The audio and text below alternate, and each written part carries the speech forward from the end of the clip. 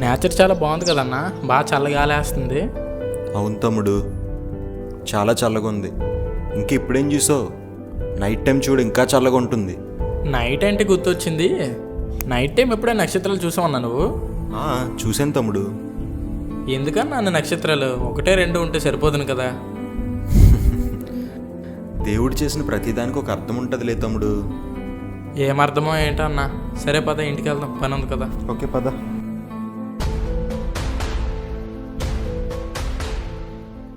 తల్లిలా లాలించెను, తండ్రిలా రెండన్నా లోపలికి. ప్రేమించెను.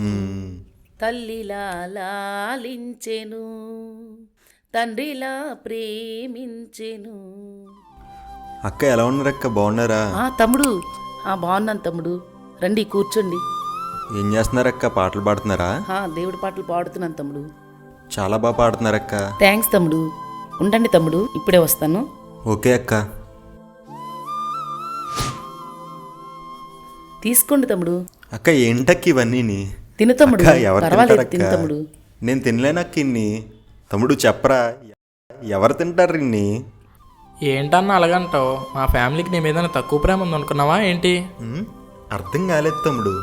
అన్నా, మా ఫ్యామిలీకి నీ మీద ఎంత ప్రేమ ఉంది కాబట్టే ఇన్ని తెచ్చిపెట్టాం. ఓహో అలా అంటావా? అలా అయితే దేవునికి కూడా నీ మీద చాలా ప్రేమ ఉంది తమ్ముడు. ఎంత ప్రేమ అంటే ఆకాశంలో 1-2 నక్షత్రాలు చేస్తే దేవుడికి నీ మీద ఇంతే ప్రేమ ఉందనుకుంటావేమో. అందుకే లెక్కలేనన్ని నక్షత్రాలు చేశాడు. లెక్కలేనంత ప్రేమ నీపై ఉందని నిరూపించాడు. లెక్కలేనంత